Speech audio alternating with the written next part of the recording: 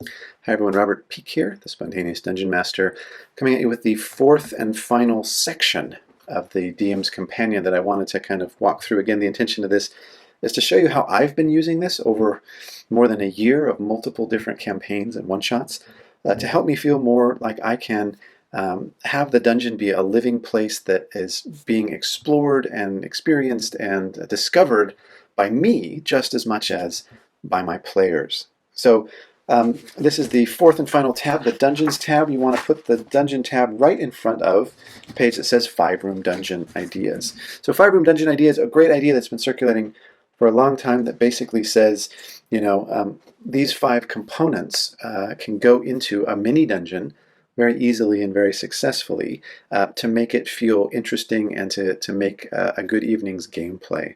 So we used that concept in one of the example videos earlier about noun-based dungeon prep for a dungeon specifically.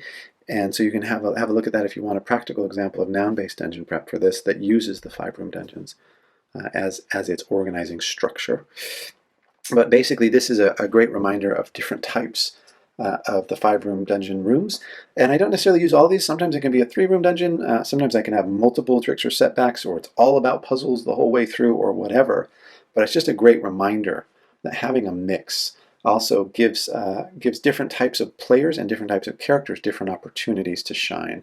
Put a trap in there for that rogue, put a puzzle in there for that high intelligence wizard, and give the barbarian something to fight as well. Okay, so along with this dungeon dressing is a great thing to take a generic underground setting where it's doing what you would expect. The mine smells of iron and the sewer smells of sewage, and giving it something a little unusual, a little different. So this dungeon dressing element, where the mines smell of salt water. What's that about?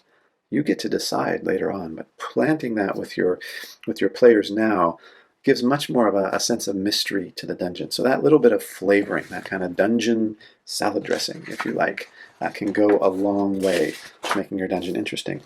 Next, I have 6 little quick and dirty sketches that I did of 6 generic dungeon types. So, and again, these are all 5-roomers.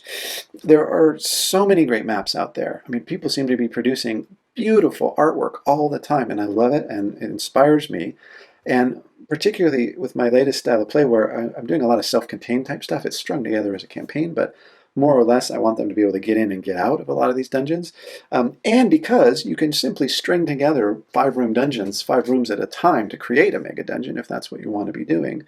Because of this, I find myself more and more falling back on really simple sketches that give me just the basics of what I need to situate who is where. Again, I'm always playing theater of the mind because it's so much easier to improvise in theater of the mind than when you have to suddenly set up a bunch of stuff in a virtual tabletop or in a physical tabletop setting to be able to visualize what's going on. If you can do that quickly and easily without losing the momentum, great. But for me, I like to be able to be seeing through the player's eyes, to have them be seeing in a first-person point of view rather than top-down. That said, having a top-down view helps me know kind of where people are situated roughly, so that this dungeon can feel more believable in terms of how it functions in space. So some caves, a gatehouse, mines, village ruins, sewers, and a ship. Again, this can be great when the party suddenly, wants to go aboard the ship. Well, that looks like that's gonna be your adventure this evening. It's not what you had planned.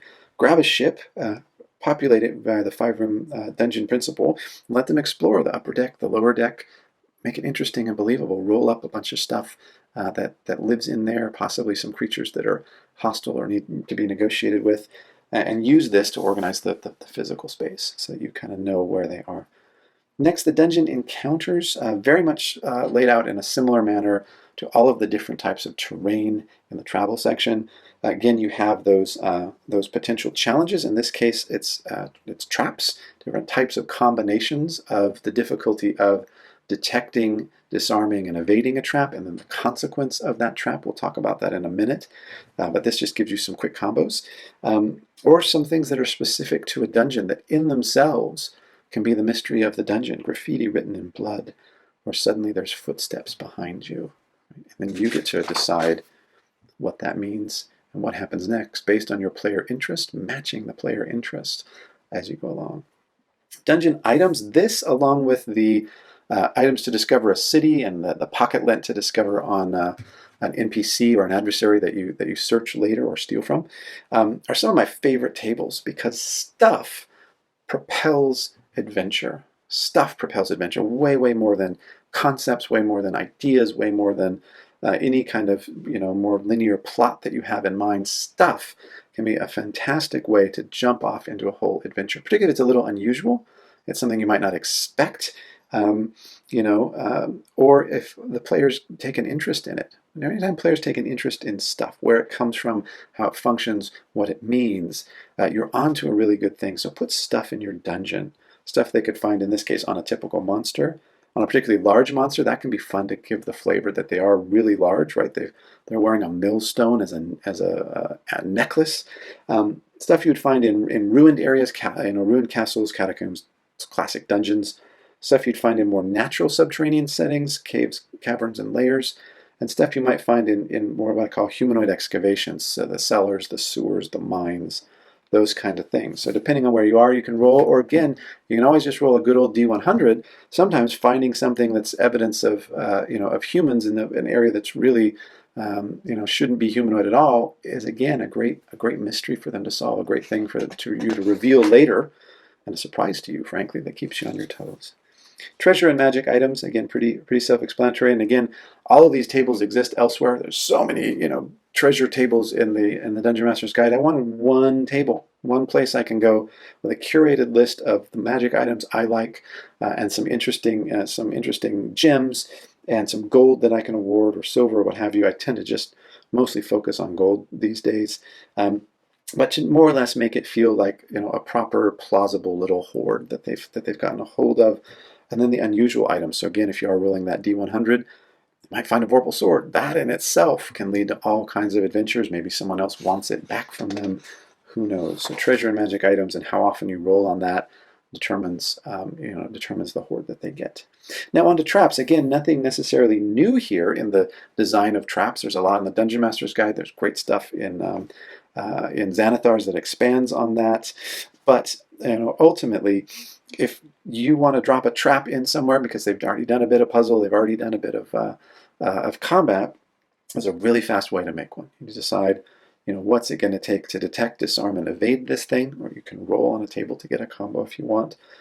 And then, to make it come alive, what's the trigger? And what's the mechanism for delivering the trap's punishment, right? This can be used with all different kinds of combinations to create a simple, straightforward trap that the party is going to have to, again, detect, disarm, evade, get around, suffer the punishment. It's also evidence that someone doesn't want them there, or there's something that they don't want found or messed with in that environment. So it absolutely creates intrigue to put a trap in there, because it says something worthwhile is here, or something is being hidden or defended. So traps, put traps in, and interacting with that in itself. Again, it's a noun; it exists, and it's going to spring if you don't find it and deal with it. Next, puzzles and riddles. This can be, I think, a lot of fun to spice up a dungeon. Used relatively sparingly, but puzzles, are those things that can block you from getting from one room to the next, or be guarding the treasure chest, or what have you. So there's a variety of options there. Again, I don't have a huge number of them. I just have the one that I liked best out of all the research I did of various puzzles. Likewise, a few riddles that I think are fun that can come out of the mouth of a sphinx or a magic mouth or anything like that. There can be consequences, of course, for answering wrong. Anything from you don't get in to you take some kind of damage or suffer some kind of setback. So puzzles and riddles are great to drop in, a really classic D&D kind of thing. And with that, you've got all the basics really to arm you to be able to create spontaneous dungeons on the fly that are going to surprise you and surprise your players. Back in the early days, a lot of these modules, they would supply a map and a set of tables, and it was sort of like you populate it as you go, or as you see fit. Now, populating it all in advance felt like work, felt kind of cheap, so later on these modules, these adventure modules, moved to pre-populating things for you. But I would argue that starting with a map, or even a flowchart, right? A flowchart can be a great way to put together a 5-room dungeon very quickly and on the fly, so that if they don't go that way, or they don't explore that part of it, you haven't necessarily spent a lot of time drawing out a map and populating every little element and corner. So quick way to bootstrap a dungeon, quick way to improvise a dungeon on the fly, and also a great way when you're doing dungeon-based prep to just go through all of those different components. And if you do want to pre-populate the dungeon, all the basics really are right there for you. So that's the fourth and final bit, the dungeons, and I'll do just a little bit of an ending recap here. And this is the Spontaneous Dungeon Master's Companion. I hope it helps you be a lot more spontaneous.